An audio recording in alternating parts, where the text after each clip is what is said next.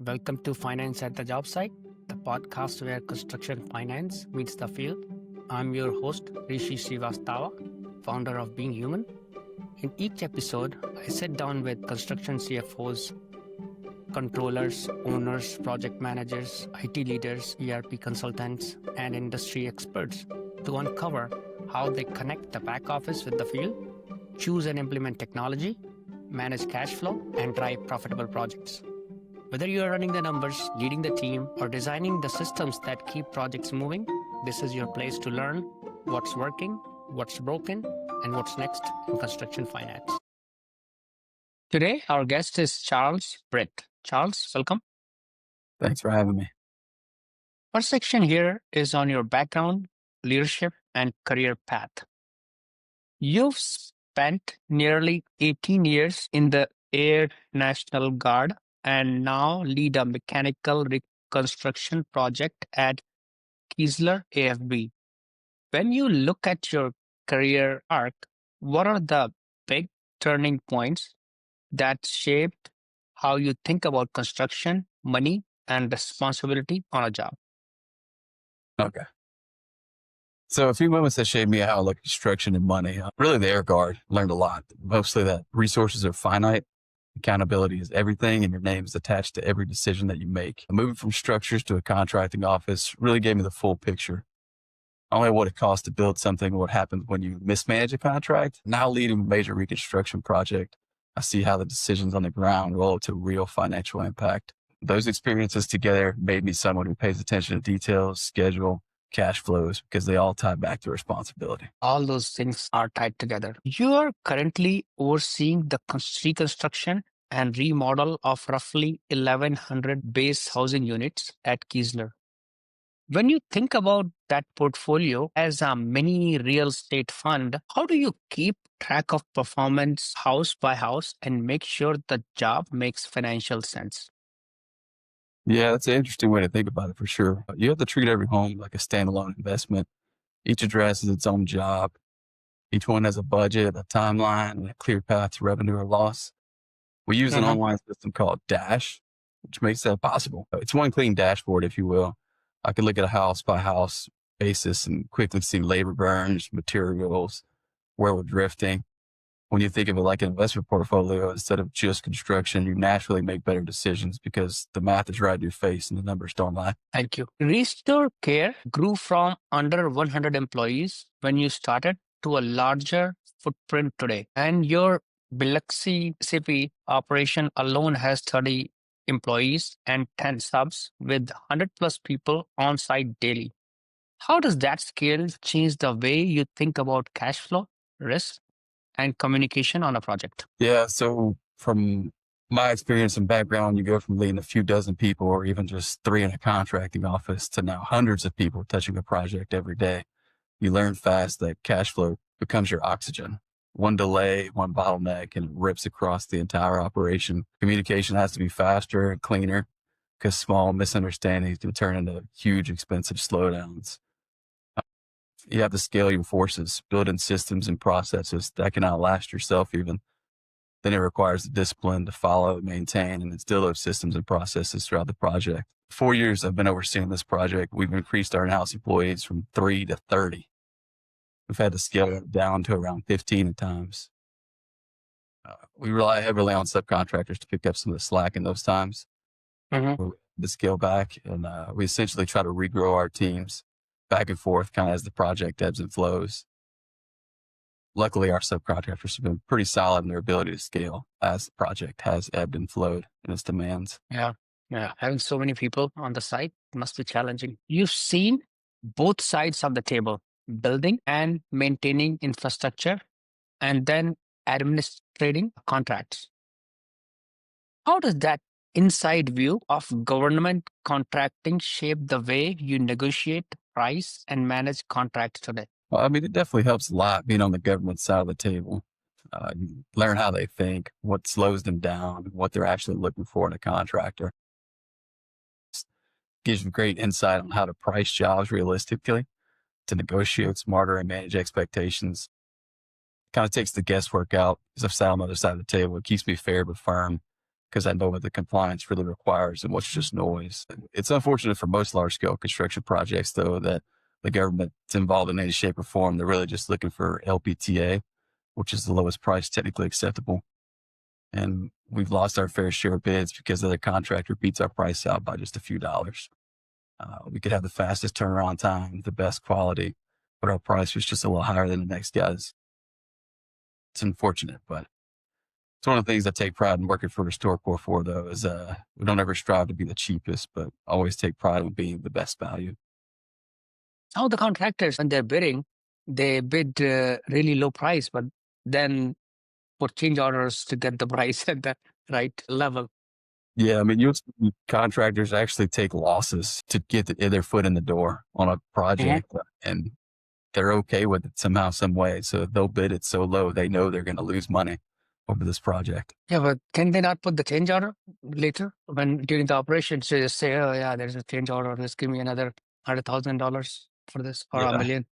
Yeah, that's the difference between a good contractor and a great contractor. Was the great contractor, when they're doing the job biz or the site visit before they ever bid the project, they already see the change orders that are going to take place and already have those accounted for. The next section here is on job costing, profitability, and financial levers. When you look at the Keesler project, what are the 2 to 3 biggest financial levers that really move the needle on margin? Labor, materials, change orders, rework, or something else? Yeah, all those things are huge and probably your number 1, 2s, and 3s. Labor efficiency is number 1. If your crews lose time, your margin disappears quickly. Materials are something you'd think that would be pretty set in stone, but supply swings come into effect. I've learned to expect significant increases from the tone of 5 to 15% from year to year. The third lever is obviously rework. If you're tearing something out or doing a task twice, you're killing your budget, your time management, and you're essentially paying for it 2 to 3 times. The rework could turn into a circular down spiral quickly where you're burning time, materials, so much so I constantly preach to our crews when taking on a new task or challenge to take 10 to 15 minutes to think about what's the best way to tackle this challenge. Not just what's the best way, what's the most efficient way we can accomplish this. Like I said, those 3 things, labor, materials, and rework, can make or break the job. Yeah. You lean heavily on Excel, Dash, QuickBooks, Anvil.com to run the work. What does a good day in the numbers look like for you? And what are the red flags in the data that tell you something is going wrong in the field? Yeah. Our number 1, first and foremost, is meeting the customer and the client's demands and requests. Second to that is making all the numbers make sense, of course. A good day is when the labors match up to the schedule, the materials line up with what we had budgeted, and nothing unexpected spikes the cost curves.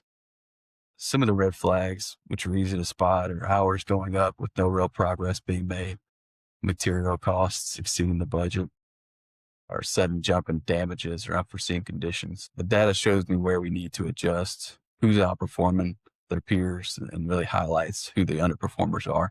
We make those adjustments as needed. How real time is your data? Is it like a week old, a day old?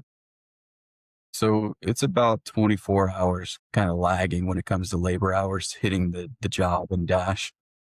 So it's not as immediate as we would like it to be, but that's where the constant communication between myself and our field superintendent, we're able to keep an eye on what's actually happening out in the field and then what's happening on the numbers in the books.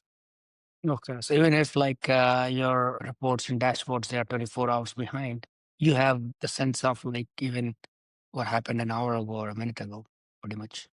Yeah, QuickBooks is kind of our immediate hour tracker, if you will. I'm able to punch into QuickBooks and see who's on the clock, where their physical location is, what house they're working in. So that helps out a good bit. And then all that reports to Dash about 24 hours after, real time. Each house is treated as its own job in Dash. How does that job level visibility into labor and material costs change the conversations you have with your COO, your superintendent, and your subcontractors? Yeah, when we can see every job, or every house is its own job, conversations get honest real fast.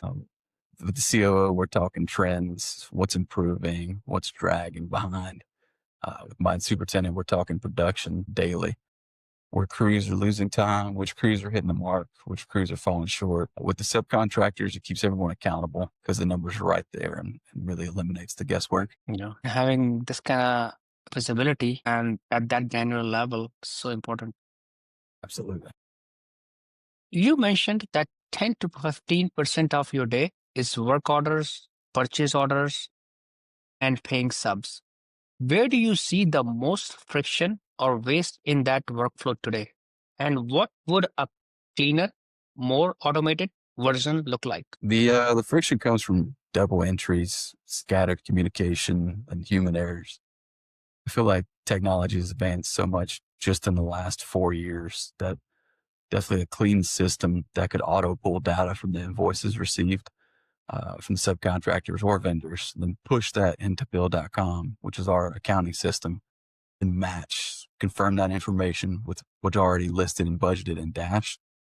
From there, it should be as simple for someone like myself with a click of a mouse to approve or disapprove that particular invoice and trigger payments, preventing us from shuffling PDFs back and forth and chasing emails. And the less time we can spend chasing paperwork, the more time we can spend actually running the project or the job. So does Dash integrate well with QuickBooks? So like the data in Dash automatically goes to QuickBooks, and from QuickBooks it goes to Dash? Yes and no. So the information from QuickBooks, which is the labor and hours tracking, is automatically going to Dash and reporting there on the dashboard. When it comes to the invoices, though, they're not talking as much as I would like them to talk from bill.com to Dash. So which type of invoices you're talking about? The one that you pay to your vendors or the one that you send to your clients? So these are invoices received from our subcontractors and our vendors. Okay. So how do So- they make into QuickBooks right now or bill.com? What is the process? So an actual person sitting behind a computer is having to take those PDFs and emails from a vendor or a subcontractor and drop them into bill.com, make sure that information is entered correctly.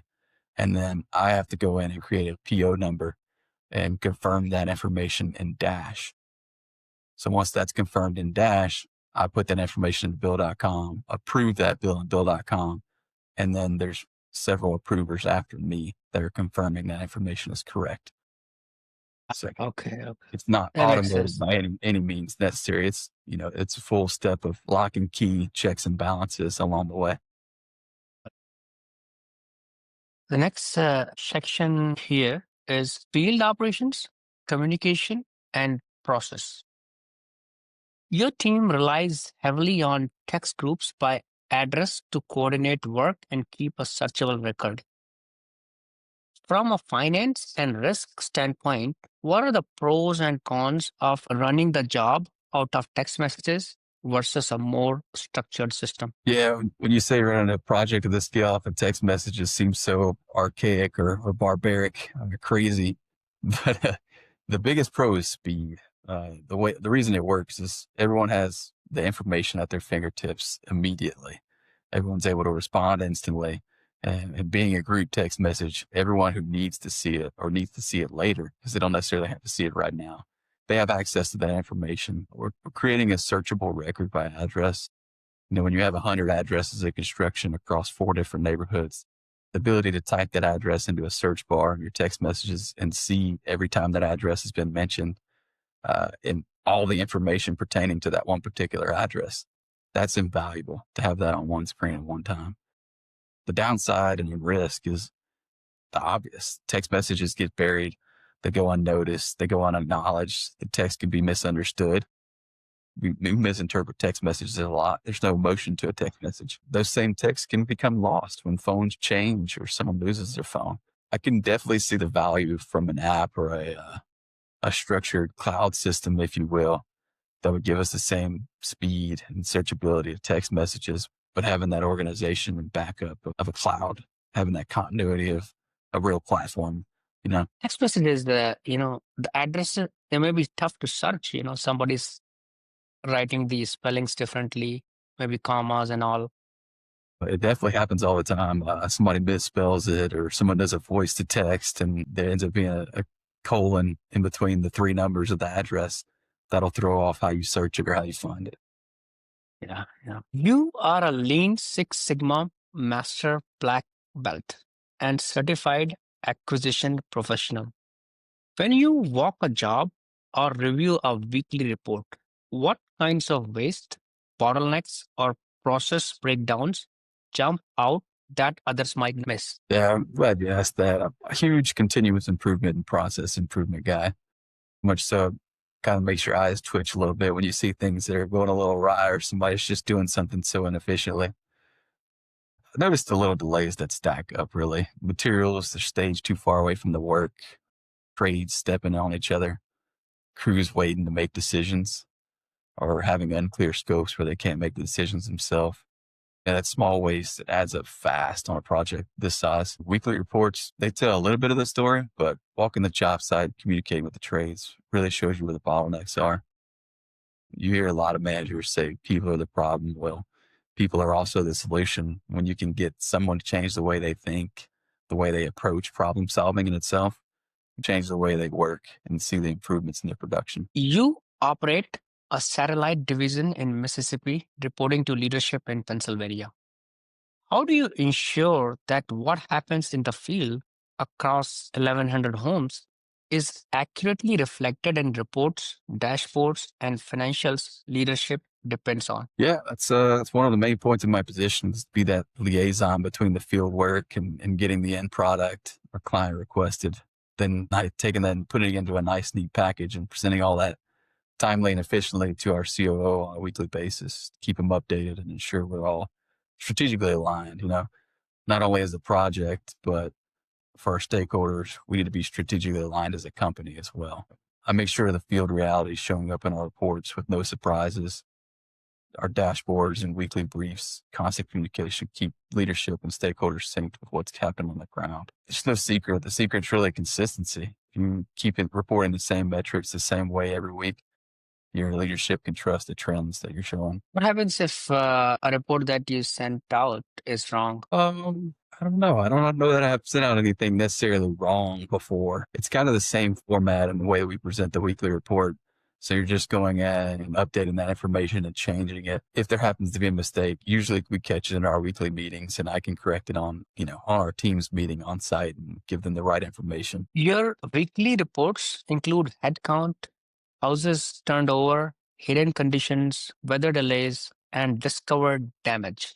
How do these field findings feed into budgets, contingencies, and financial planning? Yeah, those findings, they drive our forecasting, our budgeting.